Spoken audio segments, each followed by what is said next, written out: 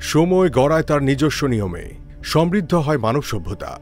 বিভিন্ন ঘটনা দুর্ঘটনা, মনীষী কিংবা সাধারণের জন্ম মৃত্যুর মধ্য দিয়ে ধীরে ধীরে তৈরি হয় ইতিহাস, উন্মোচিত হয় জগতের নতুন নতুন দিগন্ত। বছরের পর বছর পেছনে ফিরে তাকালে ঠিক আজকের এই দিনে এমন অনেক ঘটনাই সংঘটিত হয়েছে যা আমরা ইতিহাস ঘাটলেই জানতে পারি।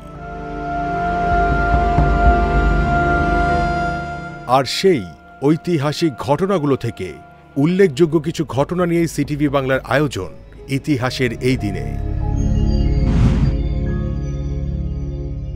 আজ ১ ডিসেম্বর ৬৩০ খ্রিস্টাব্দে আজকের এই দিনে বিশ্বনবী হযরত মুহাম্মদ সাল্লাল্লাহু আলাইহি ওয়াসাল্লামের নেতৃত্বে মুসলিম বাহিনী তাবুকের অভিযান পরিচালনা করেন। এটি ছিল হযরত মুহাম্মদ সাল্লাল্লাহু আলাইহি ওয়াসাল্লামের জীবদ্দশায় পরিচালিত শেষ যুদ্ধাভিযান। মদীনায় বসবাসরত মুনাফিকদের প্ররোচনায় রোমান সম্রাট হিরাক্লিয়াস আরব দখলের উদ্দেশ্যে প্রায় লক্ষাধিক বাহিনী প্রস্তুত করেন।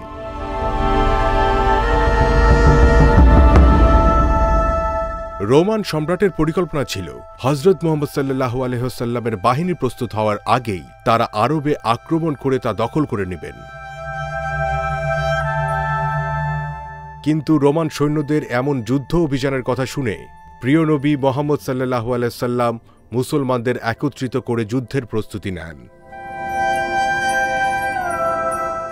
এবং ৬৩০ খ্রিস্টাব্দের আজকের দিনেই হযরত মুহাম্মদ সাল্লাল্লাহু আলাইহি ওয়াসাল্লাম প্রায় ৪০,০০০ মুসল্লির যোদ্ধা নিয়ে তাবুকের উদ্দেশ্যে যাত্রা শুরু করেন। মুসলিম বাহিনীর এমন প্রস্তুতি দেখে ভড়কে যায় রোমান সম্রাট। তিনি যুদ্ধ পরিত্যাগ করে সন্ধির প্রস্তাব দেন মুসলমানদের। বিশ্বখ্যাত রোমান সাম্রাজ্যের এমন সন্ধি প্রস্তাবের ফলে মুসলমানদের সুনাম এবং সুখ্যাতি সারা বিশ্বে ছড়িয়ে পড়ে।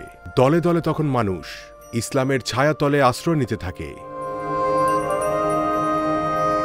তাবুকের এই অভিযানের ফলে একদিকে যেমন মুসলমানরা রাজনৈতিকভাবে লাভবান হয়, অপরদিকে হযরত মুহাম্মদ সাল্লাল্লাহু আলাইহি ওয়াসাল্লামের সামনে মুনাফিকদের চেহারাও উন্মোচিত হয়ে পড়ে। এ কারণেই তাবুক অভিযানকে বলা হয় মুসলমানদের ইতিহাসের অন্যতম শ্রেষ্ঠ অভিযান।